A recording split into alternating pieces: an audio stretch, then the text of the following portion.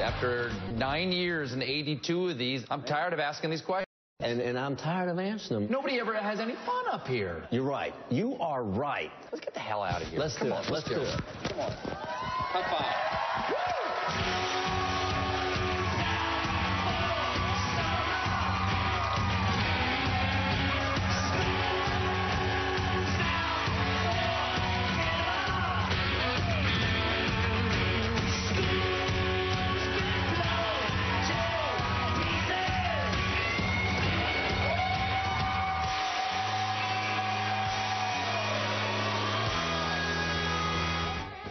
I love that. Here with us now, Republican representative from Georgia, a member of the House Appropriations Committee, Congressman Jack Kingston. Good to have you. So those halls. School's out. You see those halls. School's out. You're so cooling. That's School's out. I'm like Joe Scarborough now. Totally relaxed. Totally relaxed. You know those halls, Joe. Have you done that? Well, I haven't done that, but Joey and Andrew, we would stay in the office at night. They would actually skateboard around those halls at night. Awesome. That's the fastest I've seen anybody go since they were skateboarding. Impressive. Well, that was cool. So what happened? I can tell you one thing. Sliding down that banister was dangerous. It really was. Look at that. That thing is like oil. It was. Right, and you fall, you hit marble. Oh, right? yeah.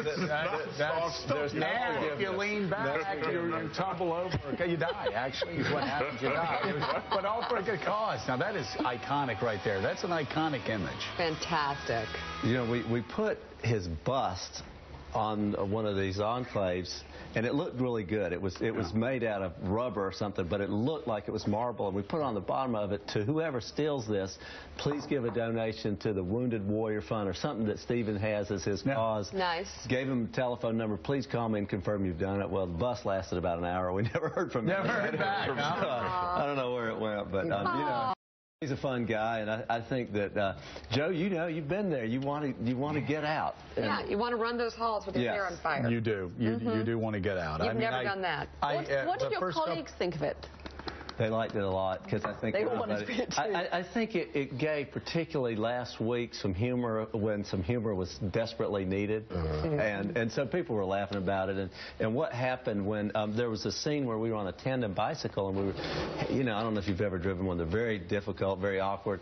We're going around a corner, and we ran into a school bus of kids, not, you know, out of the bus. Oh, Stephen Colbert. They all come running and swarm the bike, so we kept having to do it over and over again. But a lot of staff came out, and they had their smartphones on, filming it, so they were really excited about it. It was Democrat, Republican. It was a bipartisan moment. A bipartisan mobbing.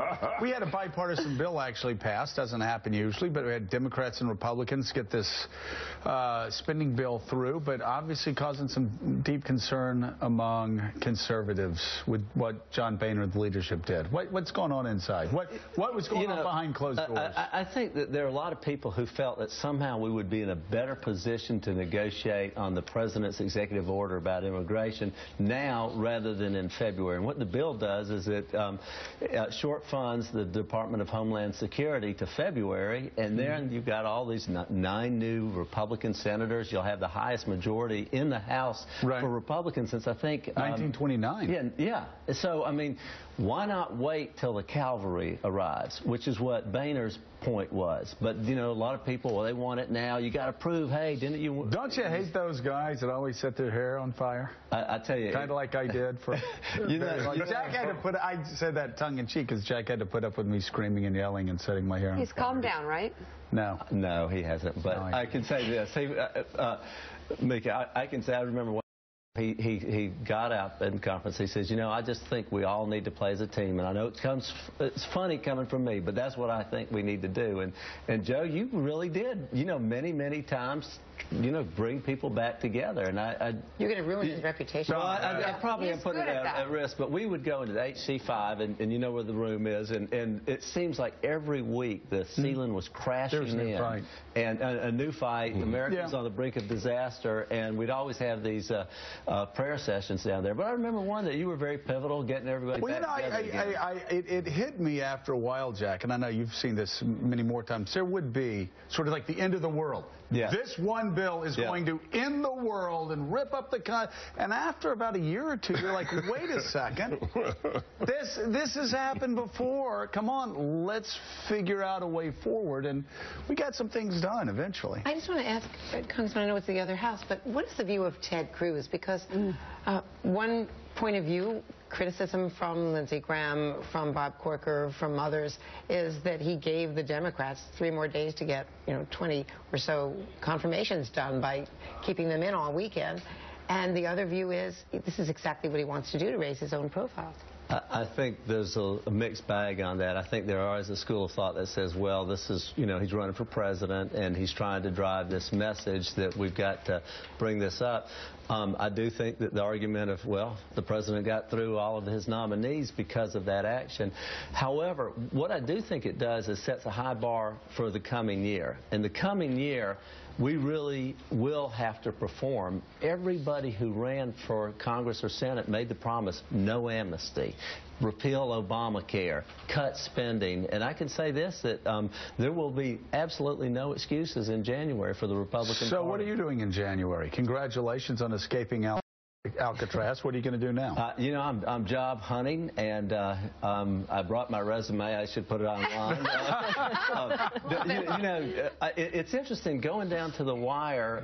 Even though I was out of it in late July. On paper, it looks like we got plenty of time, but in reality, I was involved with Ebola and a lot of the other issues that were still out there. So we were really busy, and then closing down an office with 22 years worth of data and paper, and trying to save things for the archives and what a time! Wow. Yeah. It actually has been fun, but very hectic as well. Yeah.